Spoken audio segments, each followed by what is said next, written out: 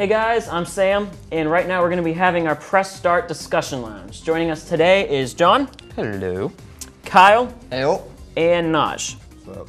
So we're going to be talking about what our personal favorite games were from 2013. So Kyle, why don't you start off? Of all the games that came out last year, which one was probably your top?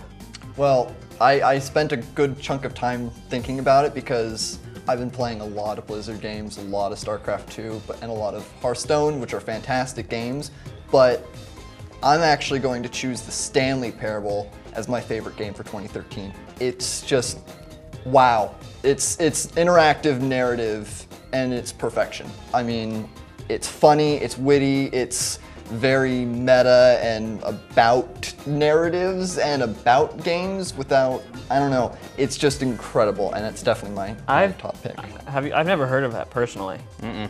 Oh, it's like 15 bucks on Steam, and you should play it. It's incredible. Ain't bad. All right. Naj. Okay, now my heart wants to go with Grand Theft Auto, but the online killed that for me.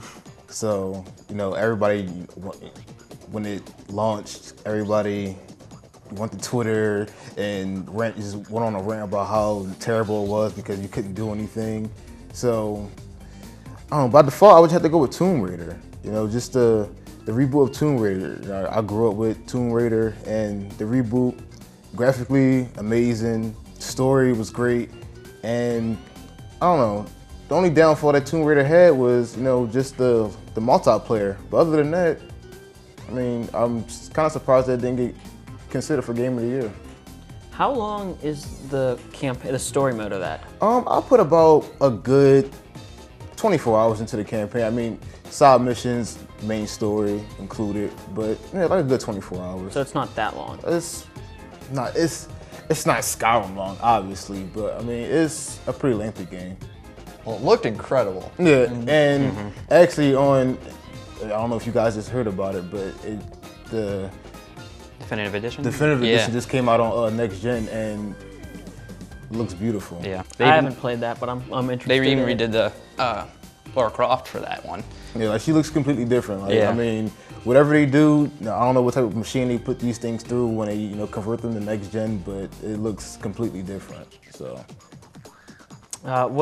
John, what would you say? For 2013, I would say my top two would be Grand Theft Auto 5 and The Last of Us. And for story-wise, Okay. I would say The Last of Us because it was it was a really immersive story that, aside from the main problem of the story, they really wanted you to focus on character, and they did a very good job of that and made you forget about the main virus epidemic within the game, or the storyline, I should say. But then for gameplay-wise, I'd say Grand Theft Auto 5 won me over for that one because I put so much hours of that and even did all the side quests and stuff like that, and just never really got bored. And, Did you play online? Yeah, I played online. Yeah, I That's played a lot online. And you see, I know what you mean because at the beginning, they did have like problems with getting everybody started and stuff like that. But once it got going and stuff like that, I had a blast with Yeah, it. but now my problem was with when they got all the bugs out, it was everyone glitched their way to the top. Like all my friends, had glitches where they could, get money just going in and out of Los Santos Customs. That's true, yeah, because they were doing money lobbies where they would give like vast amounts, like billions of dollars to players and stuff like that, which kind of like would kind of kill the online economy within there and just made it worthless to play technically. So yeah, you're right. I really think that it would have suited Rockstar better for them to have a beta of the online before the actual game release. For sure. And have had the multiplayer ship with the actual game itself. Yeah. I think it would have fared better. It felt like it was rushed, and especially when it came out, it just, servers were just down every day, and now we still don't even have heists in the game. Yeah, So. I don't think that Rockstar is particularly good with multiplayer personally. I mean, Red Dead was pretty good with multiplayer. See, I didn't like the Red Dead. Really? I didn't like it. I thought it was just as bad as Grand Theft Auto 4 and 5. 4 was but, bad. Max Payne online is Max good. Payne was one of my favorites of 2012. by That was far. 2012. I feel like that was, I don't know when it was. It's a good game though. Yeah, I think it was because they didn't come out. I don't think they came out one last year. I'm not sure. I have to look it up.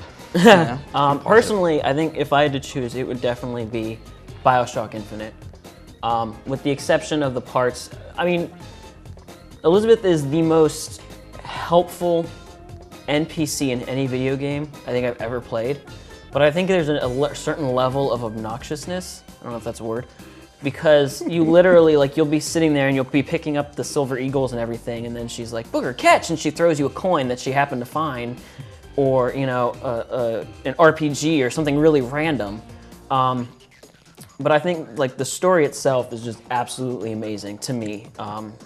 Now, I've been hearing that game was, you know, just a bit overrated compared to the, you know, the other games. I heard that with that installment that there weren't a lot of new features, but that the story was, you know, was the component that made that game what it was, and that's why I got such a high score. But there weren't a lot of new features in the game. I haven't played the game. Is that true? I mean, I'll admit, I've never played the original BioShock. I know, I'm getting around to it. But for me, and our other producer, Tam, argues with me about this on a normal basis, is I play games mostly for the story, with the exception of something like Grand Theft Auto, where the stories are really terrible, but they're fun to play.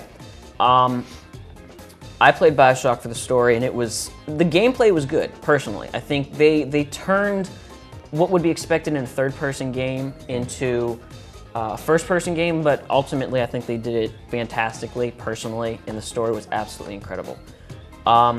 But, so, anything else you guys want to add on about games from last year? Nope. I mean, I have games that I'm looking forward to, but, you know, 2013 was definitely a solid year, and there's lots of stuff to play.